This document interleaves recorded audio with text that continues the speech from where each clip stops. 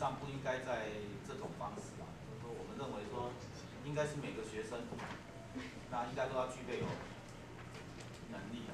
换句话讲，我们最大的调整就是说，我们现在不仅要教，而且还要要求，啊，就是要求你要学会，是真的学会啊，不是应付我的学会。那这个当然也是我们为什么那个坑英文区还有整个教学方式在做一个很大调整的一个。那大概所有的班级哈，包括那个一般的班级，都要发了。那我们的下学期的话，这个教材也会再重新去考量。我们还是以这本书为主，但是我们会把中间C++的部分拿掉，因为可能有些同学反映这本书太重，带来很累，所以我们大概会请书商特别把我们要教的第1章到第7章的部分。基本上这一本书我们是教第1章到第7章，那后面还有一小部分我们会看的，因为后面有一半书是C++的，那这个就留给有兴趣的同学，这一月这本书比较完整，你可以自己去看。然后来就是到后面最后一段有一段Java，那我们下学期我会教Java，那Java原则上会假设你的C已经都第1章到第6章。都学会了。第7章，我再看看我们班的状况。上一个班级他们学的还不错，所以原则上上一个班级我会继续教 point 教指标，教到第7章去，然后再看他们学的怎么样，再来是不是教资料结构。一般的班级至少要学到第6章，也就是说你学 C 的话，至少要学会1到6章的东西的哈，那这属于基础。我跟大家强调说，老师今天跟你们上这个课，不是要训练大家当伟大的程式设计师啊。会写程式也没什么好伟大的哈。写程式，请大家注意，它就是一个你们尔后的基础能力了。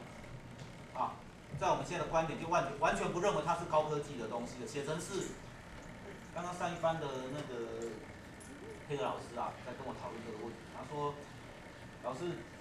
因为在传统的观念啊，其实我也算是老一代的人啊，在我这一代的观念里面，会写程式是很伟大的事情，是很伟大的。他就觉得好像他是很难的，然后会写程式好像就是很不可思议的人才会写程式。我就跟他讲说，其实不要讲会写程式了，你还记得？我就跟他讲说，你记得在10年前假设你会打 PE2 就是像现在的记事本。PE2 有点类似像现在的记事本。如果你会打记事本那人家就会觉得你是高科技人才，因为你会用电脑。可是你现在会打记事本，不是一件很可笑的事情，好像幼稚园的就会了。所以我忽然觉得说，电脑这些东西其实并不是很难，只是因为以前大家接触的机会少，所以会的人其实不多。这个就好像说。你们这边要是有一个同学会打枪会拿个枪会打，哇，你一定跟他拜得跟神一样。可是如果你们这边所有的男生，每一个以后都要当兵嘛，那你当完兵之后谁不会打？那你为什么你现在不会？你现在要是有一个同学说跟你讲说我打过枪，那你会觉得说，他怎么那么厉害？可是如果你当完兵回来，就觉得那有什么大不了？差别在什么地方？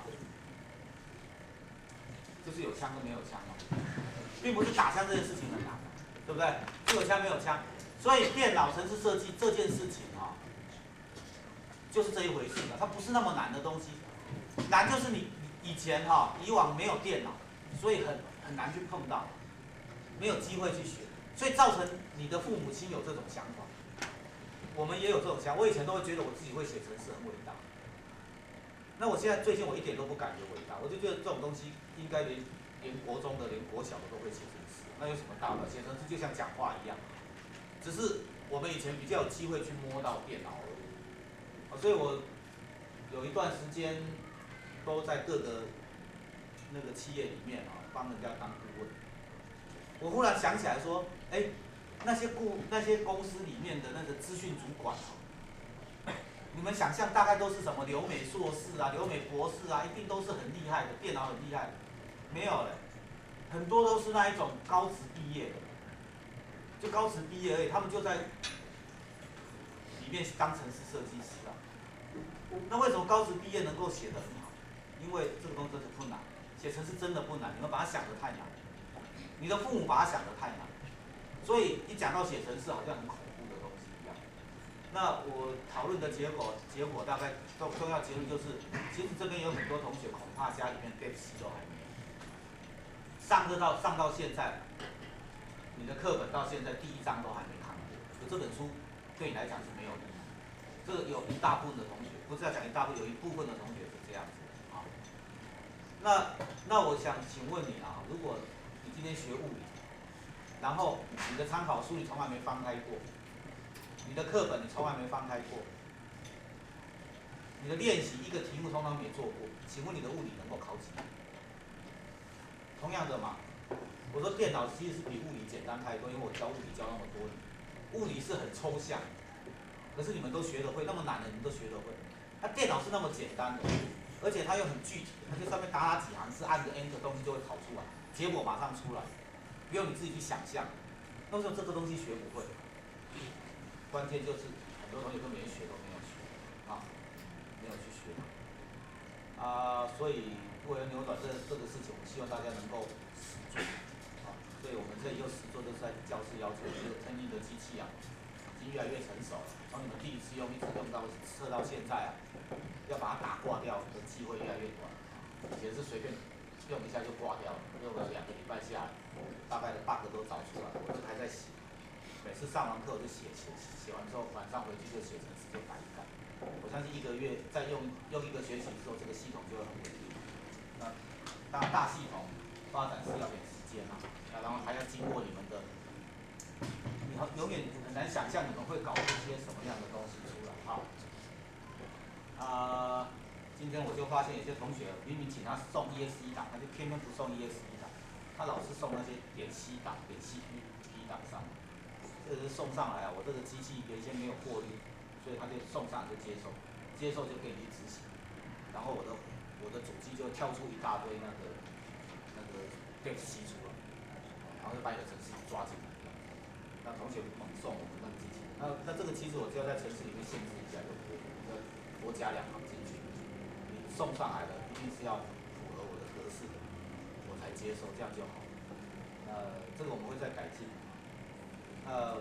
这个系统慢慢会完整，那希望你们大家能够真的学会。然后我也发现还好吧，大家都像上个班级，真的很多同学真的去做之后，发现也没那么难，就通通做出来了。那代表回去以前根本就是没有做，然后碰到一点点困难就放弃，这就是我发现的问题。但半年过去了，不过为时未晚啊，我们从现在做起还来得及。第1章到第6章，以你们的能力来讲，到底多久可以看，可以学会？大概不用1个礼拜，如果你真的回去看。但不要从头读到尾，就重点，我们有讲义嘛，那讲义都在板区上，把那些讲义里面的那些范例看懂就好。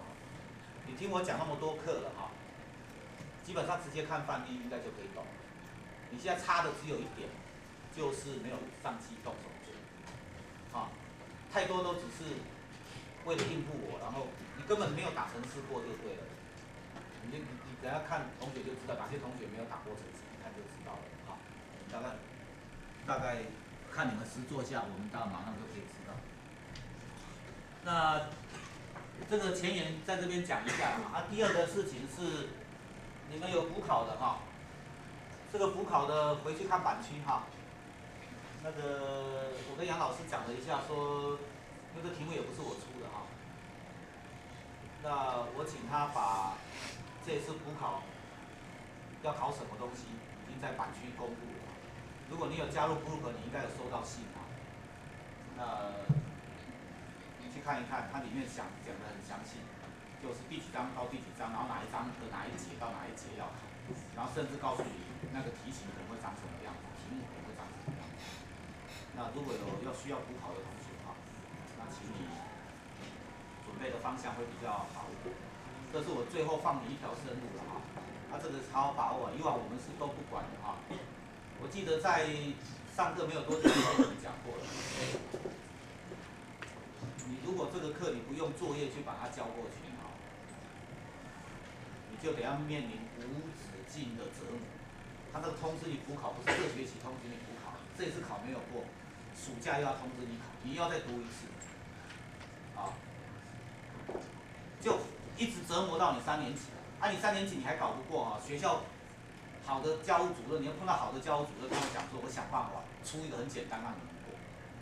啊，如果这个教务主任换了，他搞不好讲说不行，我们应该叫保平啊，你的事业，你的命运是在别人手上，你很可能因为这一个电脑这一科一直不及格就毕不了，你就知道拿同等学历去考大学，那你这个会变成人生的一个遗憾。啊，也不要跟我唱高调，说什么有一些理由都讲给自己听了，那些都说不过去的。就讲什么，我其实你们放得很松嘛，这边很多同学其实前面都不好，但是最后不是留了1堂课给你们嘛？很多同学是那1堂课过的嘛，对不对？啊，如果你连那一点都不去做它的话，那被当掉是应该的。我早就讲清楚了哈，我们有一套的价值观在那个地方，你要自己去适应我老师的价值观，不是老师去适应你啊，社会不会适应你的啦。我再讲一遍哦，社会不会适应你，只有你去适应社会，因为社会是由大众所构成的。你不要期望社会会适应你，不然你就会变成一个愤世嫉俗的人。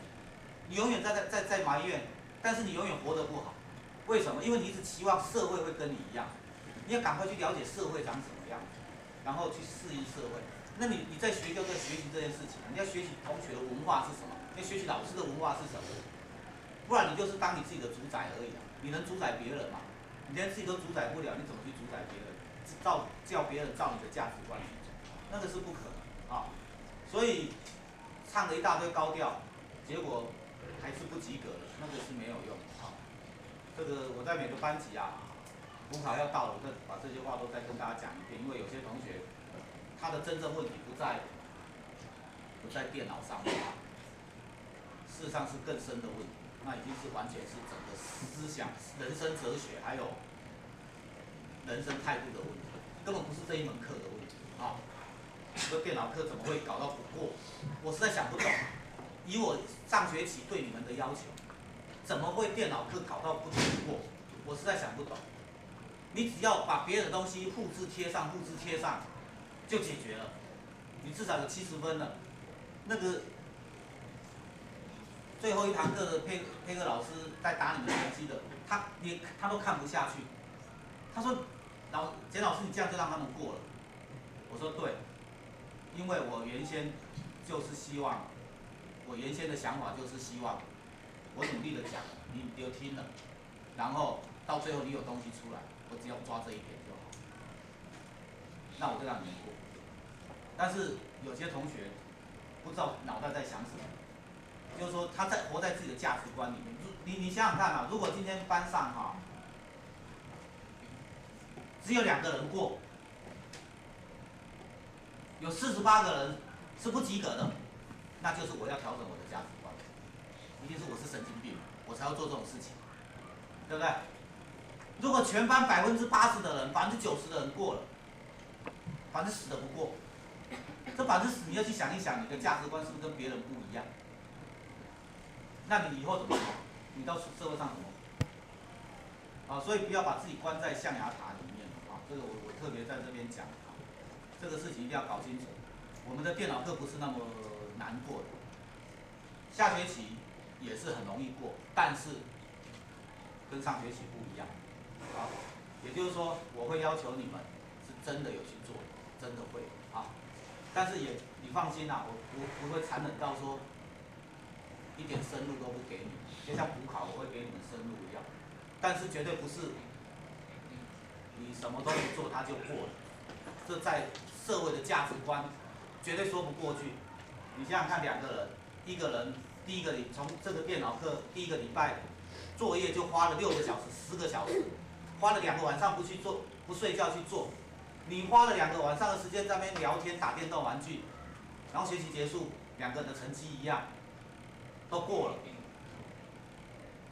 你能接受这种结果吗？绝大部分的人会接受这种结果。那我能那样做吗？我如果那样做，我也是神经病，对不对？我也是神，这个老师一定有问题。有会的不会的，通通一样，天底下也没这种事啊。所以你这个，我在这边花了比较多时间去说明这些事情啊，那希望大家能够听得懂。那下学期哈，我看看你们的进度哈，是不是教指标第7章哈？第7章很难哈，它很难的原因是因为它很简单啊。天底下最难的东西就是简单的东西啊，简单的东西就是一看就懂了，一看就懂的东西哈。就变成没有办法教，能够教的东西，不管多难都能教嘛。但是指标那种东西哈，它就是太简单，简单到没办法教，那使得它变成你要自己去领悟。那老师只能还是尽量带一些例子给你看，然后告诉你，就像这个修道的，对宗教啦，或者对各个领域的。那些道理有时候是很简单，你看就很简单，懂的就很简单。可是你不懂的人呢，你追求一辈子你就是追不到。要懂得一看就是这没有什么。第7章就是那种东西，很麻烦。所以后来那个Java哈，就干脆把它拿掉，然后跟他讲说我没有那个东西也可以。所以我大概会选择，因为我教几年下来，那个指标真的很多同学就是搞不懂，只有1、2个天资比较聪明的，他能够一下就看懂。不然绝大部分同学啊，都讲懂，然后回去自己做，情况不懂，而且就讲又懂，一看又不懂，来回5次，所以他就放弃了。Java 就干脆把这个东西丢掉不要，然后把它用另外一种方式去包装。好，但这个中间的转折比较多话题可以讲，就不太详细说了，碰到那边再来讲。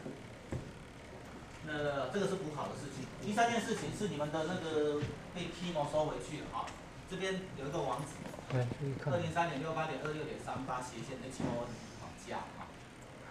上去之后呢，你们在上面可以注册，就可以在上面注册一下哈，然后在上面就立即注册一下，那你就会得到一个网页哈，类似像这样的网页。你只要注册完，大概就有这样的一个网页，这样大概够你们用了。你可以进去做很多事情。那当然你可以去决定这些你要或者不要。所以你应该会有一个网页，然后以后你的东西就可以放上。你这个画面也可以去改一改，这个样板也可以去筹办掉。这样了解吗？那你至少有个窝可以放啊。以后你们的资料就往这个地方放啊。以后要是有要求作业什么要整理什么，就往上面放。你们也应该为2年后的推荐甄试申请入学，如果有走这方面的路，也应该开始收集你的所有东西了。那这个网页是一个很好的工具，那你们每一个应该会有个网页。那这个是自由申请的。那你申请完之后哈，我们那个电脑社你们的学长们会，有人专门负责帮你审啊。那你看你的资料不能乱填一通，他们帮你看一下、过滤一下，然后再决定合不合准。会1天的时间了哈，我希望他们每天都去做了，所以你们像这个已经申请了，但是还没有核准啊。那你们要实际的去把资料填好哈。然后讲作业的部分哈，今天我不讲新的东西，我们做个了断啊，做个了断。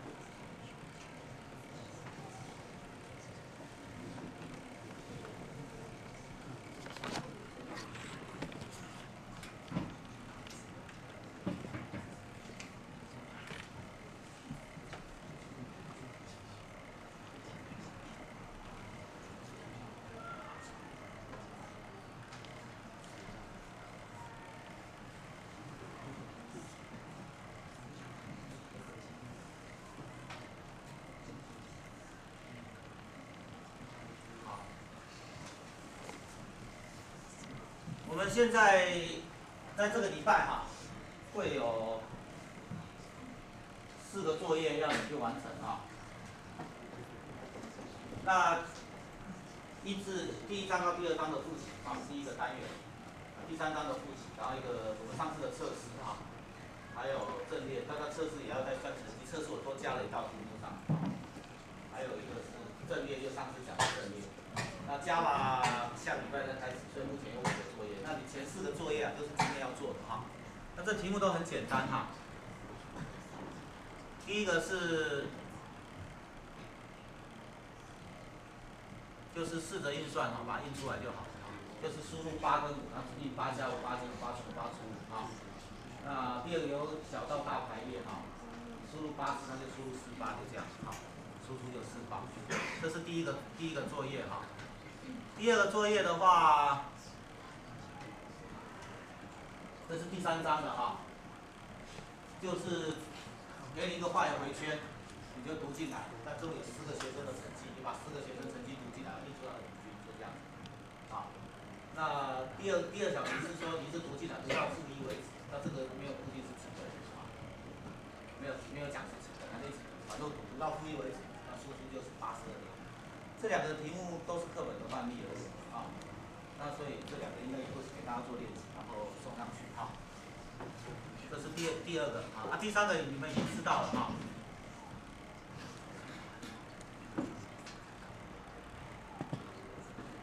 这个的话，一个是三角 say hello 啊，一个整数相加，一个实数相加啊，这个是上次的题目，对原先的题目，这我们还留着。但是多了一个题目是哈，就是 pass 或者 fail。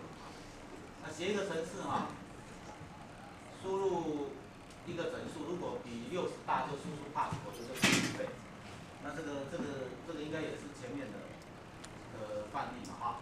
但是我们要多加反复输入，然后读到超过100为止啊。比方说你今天打99，打90、59、101，然后出来就 pass 的 fail 就这样。啊，然后程式跑到101，看到101就结束，它不会再印 pass。那这个程式呢，就是第四个小多的这一题啊。阵列的题目上次已经有看过了嘛啊，就2道题目而已哈。3道题目哈，阵列有3道题目。那3道题目分别是反向输出嘛啊，它一个是那个数量的多少，一个是要画上标的，大概有3个东西啊。那原则上就这4个题目，那今天所有时间开放你们做。那你最好从第1章比较好砍，那个先砍掉，一题一题做下来。OK， 开始了哈。裁判机器哈，有一个裁判机器啊，已经开始运作了哈。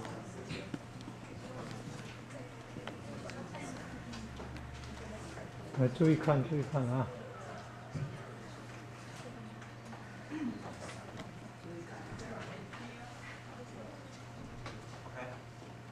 那你们的你们上次好像是在 DOS 模式下做的嘛哈？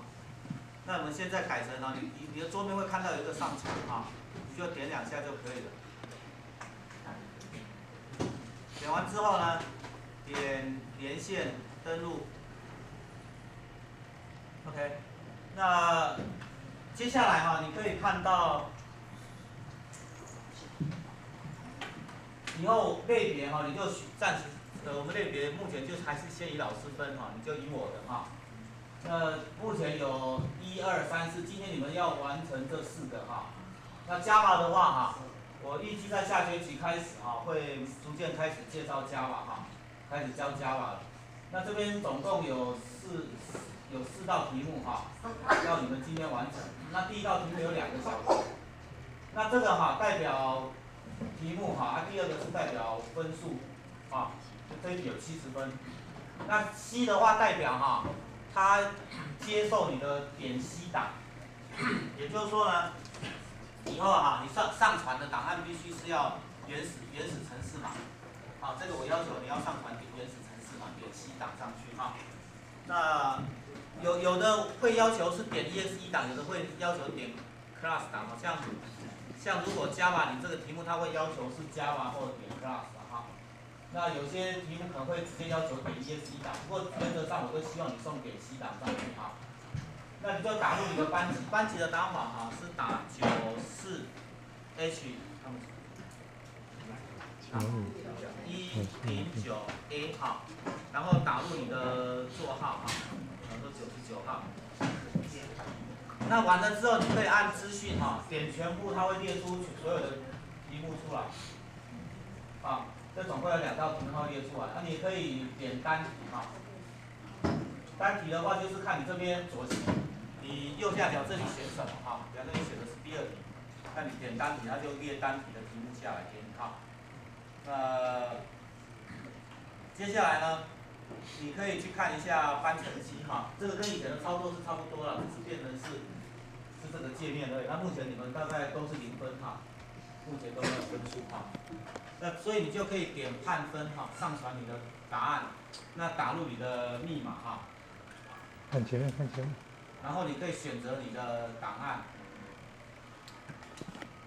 那选档的话呢，你就只能选点 C 的档案了啊。那因为现在，好吧，我随便选一个嘛。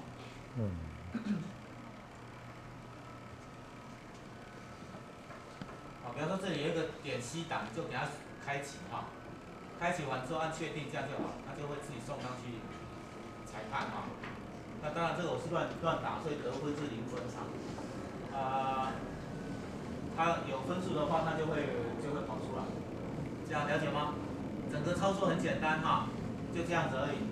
那你们今天的题目啊，自己看哈。第一个题目是，我很快解释一下哈。这个可以开始先做了哈。第一个题目就是试着运算，你打8跟5进去，它出来就是8加5 8减5 8乘5 8除5啊。那输出要一模一样哈。就是说你要注意一下这个很多同学错掉，就是多空的空啊，这就错了。那这1余3你就什么1点点3，这个也都会错掉哈。那就是这个输入是这样，输出是这样。那第二个是由小到大排列哈。我们看前面，看前面。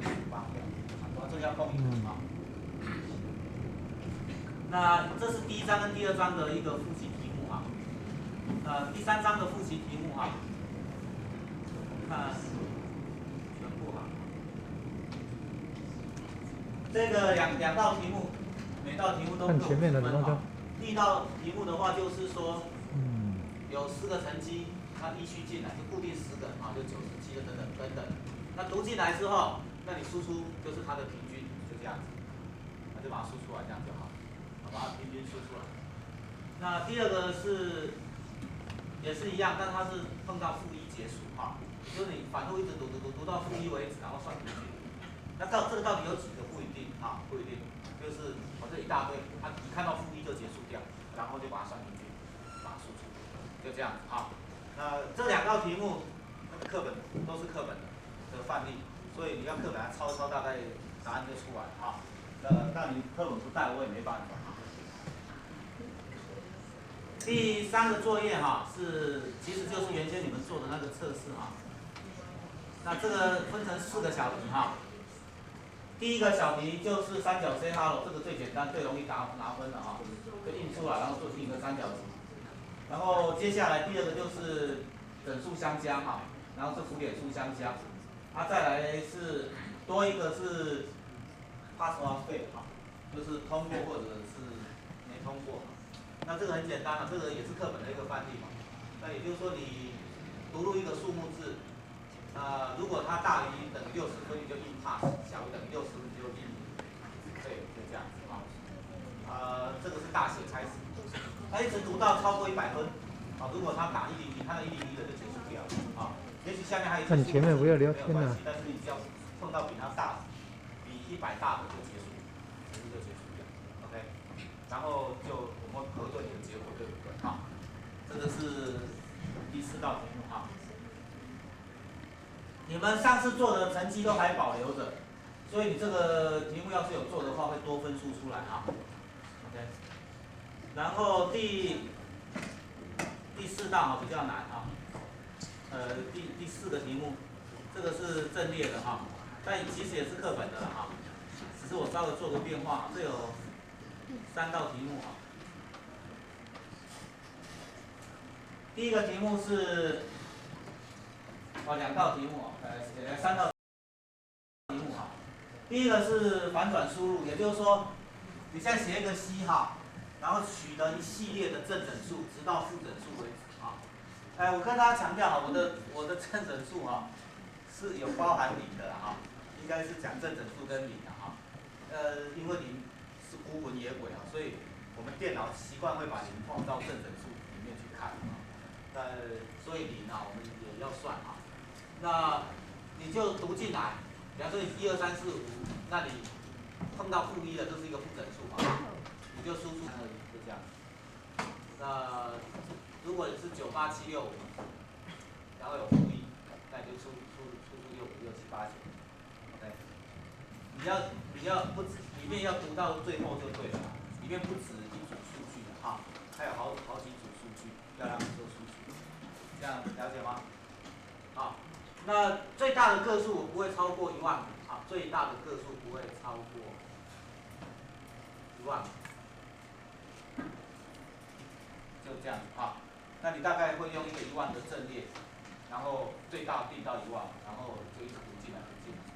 读完之后就再反个方向再把它写出去。第二个哈，我们要你写就是那个 histogram 哈，就是所谓的那个长条图了哈，分配啊长条图。那这个还没画长条图，就是算个数哈。比方说你今天输入11233555991，那这1有2个，1有3个，2有2个啊，等等。那你就要把那个个数哈，把它输出哈，1有2个哈，1有3个，2有2个，3有3个，5有4个，9有2个这样子。那我们最大个数不会超过1万个。那这个数目字哈，数目字值不会超过1000，最大不会超过1000，这样懂吗？就是说我给你的那个个数哈，那个数不会超过1万个啊，那个值的大小，就是这个1、2、3、4、5、6、7、8这种值的大小不会超过1000，就这样子啊。那你们要想办法，去算一下啊。这个也是课本的范例，稍微做修改啊。那第3小题哈，第3小题就是输出变成这样子啊，就是说从 C 取得标准输入都一样，但是后面就是要画长条图出来。3的话后面要有3个乘号，2后面有2个乘号，3就3个乘号，这样子啊。那这个是输入输出，但是我说你不要你做的时候你要想哈，老师的数据绝对不是只有这几个而已啦，我的数据一定给你是，我讲1万个，大概就会给你1万个数据，去测你的程式是不是真的能够读到1万个啊？你要保证你的程式能够完成。好，有没有问题？没有问题就不啰嗦。还有一个重点你们上去之后，把所有的 IE 通通关掉不然会变得很慢。因为现在我们正常假设没有 IE 在上面的话，那个 CPU 大概都不会超过50%。只要有3台 IE 在上面，因为你们 IE 叫起来之后，背后在跑什么你自己都不知道。今天有3台 IE 下来，全班就会慢下来所以在上这个课你们时间很宝贵除非必要，IE 稍微开电脑马上关掉，马上把 IE 关掉。必要我不知道为什么必要，可能你要回去参考你以前的程式来干什么。现在有的，只要不是在用的，一定通通关掉，不然我们看，不然你不关，我就主动帮你们删掉，好不好？你们如果主动通通关掉，然后我就看那个 IE 上来只是2、3分钟又不见了，那像这个我就让你们去查，不然我就主动砍。那尤其是那个 CPU 吃很高的，我会马上毫不疑问就把它砍掉，不然全班都动不了好吧？